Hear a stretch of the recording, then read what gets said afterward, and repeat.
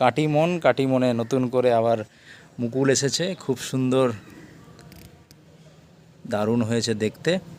ঠিক আছে, বাকি ডালপালা ছাড়ছে, নতুন কচি পাতা অনেক এসেছে, সম্ভবত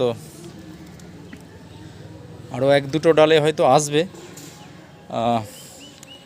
এই ডালটা এইখানে হয়তো মুকুল আসতে চলেছে। ঠিক আছে, আপনারা দেখছেন। আচ্ছা, এখন যেটা করব, এই মিয়াজাকিটাকে আমি হালকা প্রুন করে দেবো। যদিও এটা প্রুন করার সময় নয়, সঠিক সময় নয়, কিন্তু বর্ষা এত ছিল যে প্রুন করা যাচ্ছিল না, কিন্তু আপাতত প্রুন করে দিতে হবে। তো প্রুন করার সময় আপনাদেরকে একটু দেখাই। ঠিক আছে,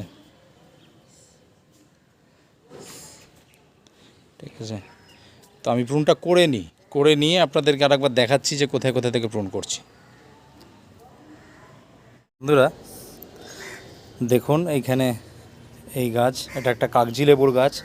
আমার হাতে দেখুন 2টা লেবু আমি পারলাম, বেশ সুন্দর হয়েছে।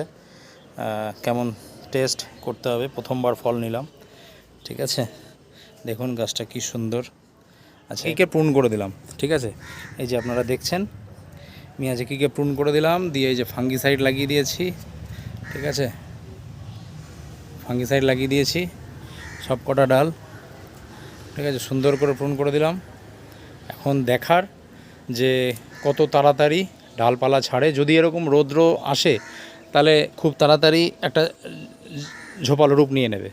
ঠিক আছে, এটা দরকার ছিল, কিন্তু ওয়েদার এত খারাপ ছিল যে এটা করতে পারছিলাম না। আর কাটিমনটা ওই পাশে ঢাকা পড়ে যাচ্ছিলো, তাই কাটিমনকে সাইডে করে দিয়েছি। কাটিমনটা দেখুন,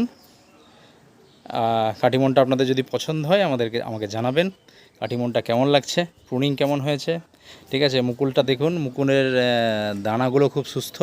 আশা করছি এই গাছে ফল নেওয়া যাবে।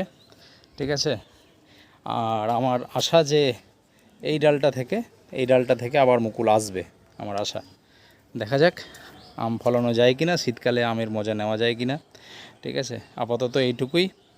এটা আমার দাদার ছাদ, আমার ছাদের পাশাপাশি এটাকেও আমাকে দেখভাল করতে হয়। তো আজকে রাখছি, পরবর্তীতে আবার দেখা হবে। কন্টেন্ট ভালো লাগলে সাবস্ক্রাইব করে পাশে থাকবেন। ধন্যবাদ।